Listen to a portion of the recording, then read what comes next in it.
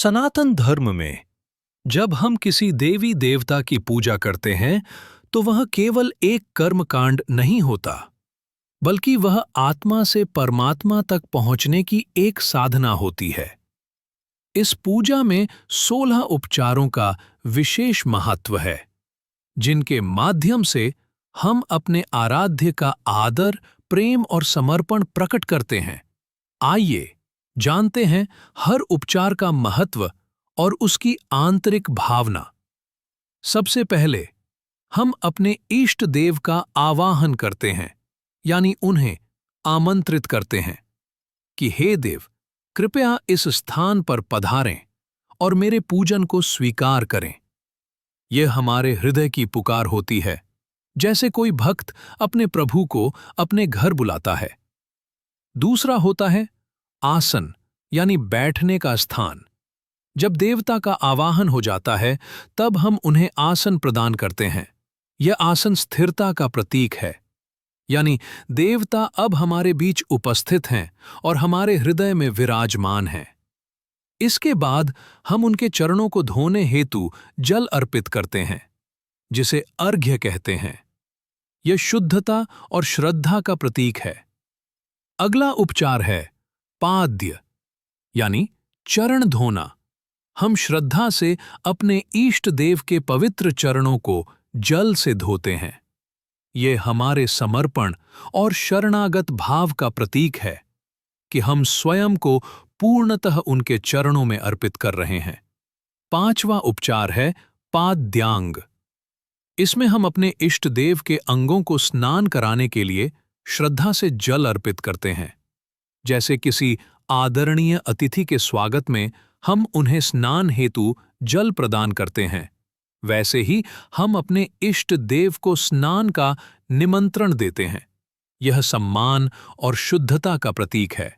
छठा उपचार है आचमन। इसमें हम अपने इष्ट देव को मुख स्वच्छता के लिए जल देते हैं।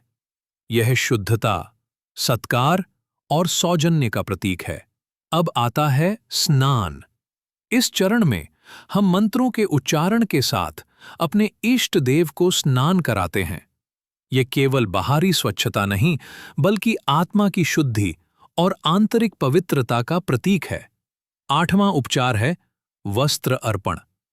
इसमें हम अपने इष्ट देव को नवीन और पवित्र वस्त्र पहनाते हैं, ठीक वैसे ही जैसे हम किसी विशेष अतिथि को आदरपूर्वक वस्त्र भेंट करते हैं। यह हमारा प्रेम, सम्मान और श्रद्धा व्यक्त करने का माध्यम है। इसके बाद हम भगवान को यज्ञोपवीत, यानी जनेऊ अर्पित करते हैं। ये प्रतीक है ब्रह्मचर्य, आत्मज्ञान और तपस्या का। ये उपचार हमें भी जीवन में पवित्रता, अनुशासन और आत्मिक साधना की प्रेरणा देता है। 10वां उपचार है गंध अर्पण।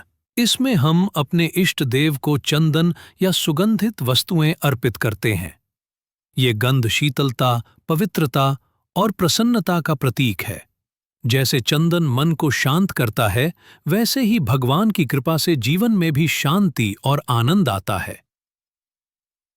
इसके बाद हम भगवान को फूल अर्पित करते हैं।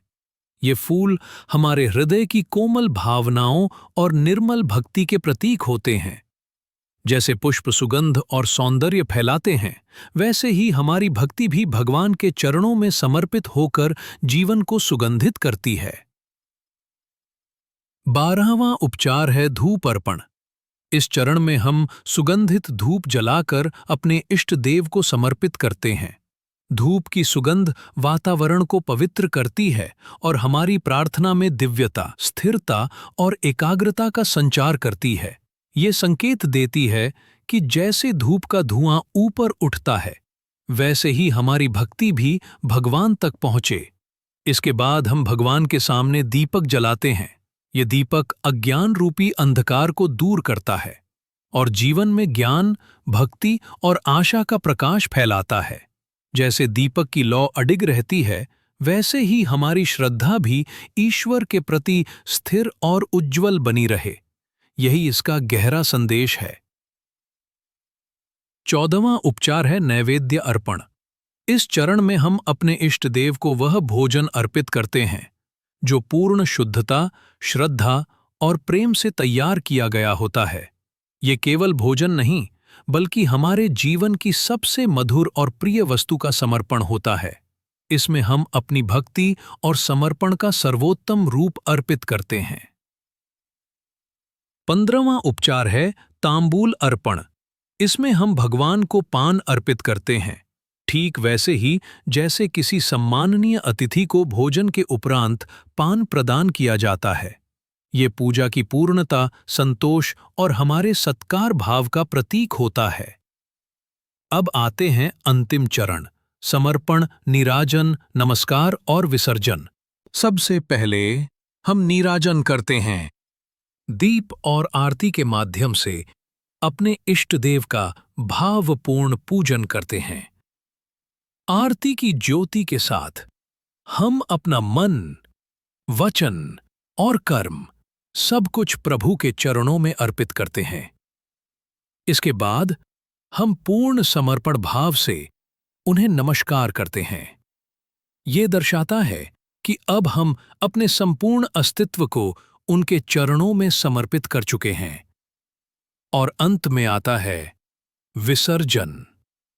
हम अपने इष्ट देव को सम्मान पूर्वक विदा करते हैं, ये प्रार्थना करते हुए कि भले ही पूजा विधिवत पूर्ण हो गई हो, वे सदा हमारे हृदय में निवास करें और हमारा मार्गदर्शन और कृपा प्रदान करते रहें। इस प्रकार 16 उपचारों की ये पूजा केवल एक विधि नहीं, बल्कि एक साधना है जिसमें हम अपने मन, वचन और कर्म से अपने इष्ट को अर्पित करते हैं। ये पूजा हमें याद दिलाती है कि ईश्वर हमारे बाहर नहीं, हमारे भीतर हैं। और जब हम श्रद्धा, प्रेम और समर्पण से उनका पूजन करते हैं, तो वास्तव में हम अपनी आत्मा को शुद्ध करते हैं। 16 उपचारों के माध्यम से हम स्वयं को भीतर से सजाते हैं ताकि हम अपने प्रभु के योग्य बन सकें। तो आइए इन उपचारों को केवल कर्मकांड न समझें, बल्कि उन्हें अपने जीवन की साधना बनाएं, एक ऐसा पुल जो हमें सांसारिकता से ईश्वर तक ले जाए।